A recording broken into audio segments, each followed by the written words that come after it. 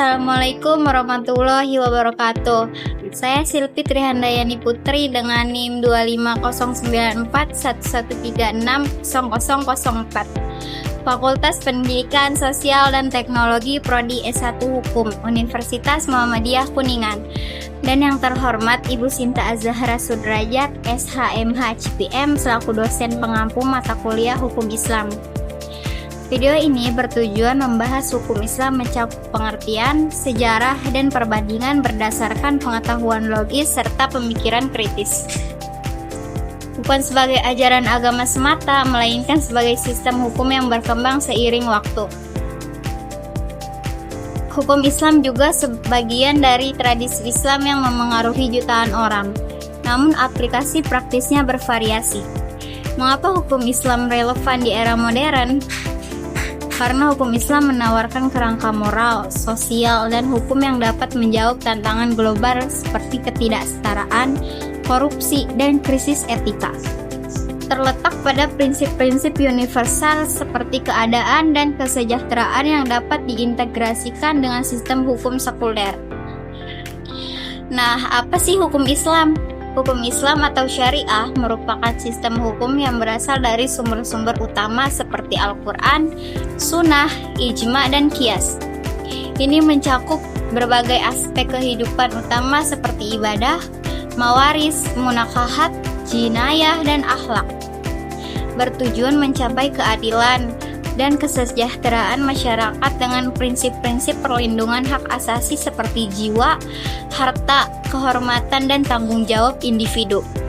Syariah sering dianggap kaku, tapi sebenarnya fleksibel melalui ijtihad. Nah, apa itu syariah? Syariah adalah istilah yang sering digunakan dalam konteks hukum Islam. Kata syariah berasal dari bahasa Arab, yang artinya jalan menuju sumber air atau jalan yang benar.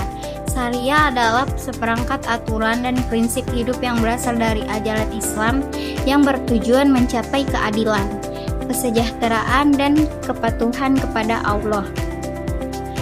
Sejarah hukum Islam. Perkembangan awal dimulai pada abad ke-7 Masehi dengan Nabi Muhammad di Madinah, di mana hukum pertama dikodifikasi melalui wahyu dan praktik. Zaman Khulafa al-Rasyidin pada 632 sampai 661 Masehi melihat perluasan melalui ijtihad. Era klasik pada abad ke-8 sampai ke-13 Masehi muncul mazhab atau sekolah umum seperti Hanafi, Maliki, Syafi'i, dan Hanbali yang mengembangkan fikih melalui logika dan analogi. Zaman Abbasiyah 750 sampai 1258 Masehi adalah puncak dengan kontribusi ulama seperti Imam Abu Hanifah. Di era modern, kolonialisme Eropa pada abad 19 sampai 20 melemahkan syariah di banyak negara muslim, digantikan hukum sekuler. Pasca kemerdekaan, negara seperti Indonesia mengadopsi hukum Islam dalam konteks nasional.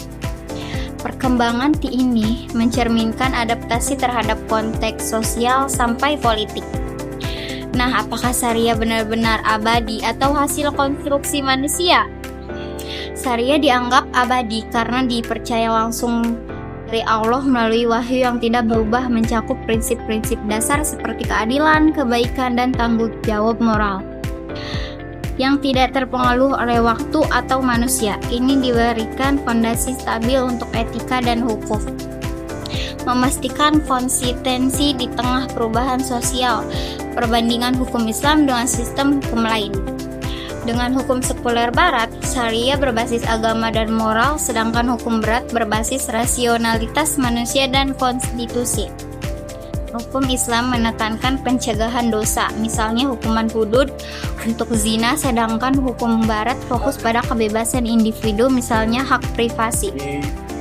Dengan hukum Hindu atau Buddha mirip dalam aspek moral atau ritual, tapi syariah lebih perspektif dalam hukum pidana. Hukum Islam melarang alkohol, sedangkan hukum Hindu melarang daging sapi. Keduanya berdasarkan nilai budaya. Perbandingannya, tidak ada sistem hukum yang sempurna, tapi syariah kuat dalam kohesi sosial, tapi lemah dalam fleksibilitas gender. Kesimpulannya, Hukum Islam adalah sistem dinamis yang berkembang dari sumber agama dengan sejarah panjang dan relevansi global. Selanjutnya saya akan menjelaskan mengenai sistem hukum nasional melalui peraturan perundang-undangan. Di Indonesia, hukum Islam diterapkan melalui Undang-Undang Nomor 1 Tahun 1974 tentang perkawinan yang mengadopsi prinsip-prinsip syariah seperti monogami, mahar, dan talak. Ada juga kompilasi hukum Islam yang mengatur pernikahan, warisan, dan wakaf. Di Malaysia, syariah diterapkan melalui Mahkamah Syariah dengan undang-undang seperti enakmen di Undang-Undang Keluarga Islam 2001. Di Arab Saudi, hukum syariah adalah dasar konstitusi dengan peraturan seperti undang-undang pidana syariah yang mengatur hukuman seperti qisas atau balas dendam untuk pembunuhan. Syariah tidak berdiri sendiri, melainkan disesuaikan dengan konteks modern, seperti melalui interpretasi ulama atau pengadilan. Contoh kasus penerapan hukum Islam yang disertai dengan peraturan perundang-undangan terkait. Saya pilih kasus dari bidang jinayah atau pidana. Deskripsi kasusnya, seorang pria muslim bernama Budi tertangkap mencuri sepeda motor tetangganya di sebuah desa di Indonesia. Barang bukti jelas dan Budi mengaku bersalah. Nah, penerapan hukum Islam dalam kasus ini, syariah menetapkan hukuman potong tangan atau qat'ul yad untuk pencuri yang memenuhi syarat seperti nilai barang mencapai nisab dan dilakukan secara tersembunyi. Namun, hukuman ini bersifat pencegahan dan dapat diganti dengan denda atau rehabilitasi jika memungkinkan. Peraturan perundang-undangan di Indonesia, Hukum Pidana Umum atau KUHP pasal 362 mengatur pencurian dengan hukuman penjara, bukan dengan potong tangan, karena syariah tidak diterapkan secara penuh di bidang pidana. Namun di Aceh sebagai daerah istimewa memungkinkan hukuman seperti cambuk atau potong tangan untuk kasus tertentu dengan persetujuan pengadilan. Contoh nyata, pada tahun 2018 seorang pencuri di Aceh dijatuhi hukuman cambuk setelah mencuri. Berdasarkan kanun tersebut menunjukkan penerapan syariah yang disesuaikan dengan konteks lokal. Dengan kasus ini menunjukkan bahwa hukum Islam diterapkan secara fleksibel, sering dikombinasikan dengan hukum positif untuk memastikan keadilan. Demikianlah penjelasan dari saya. Video ini dirancang berdasarkan pengetahuan logis serta pemikiran kritis. Mohon maaf apabila ada kesalahan kata dalam pengucapan. Terima kasih. Saya akhiri. Wassalamualaikum warahmatullahi wabarakatuh.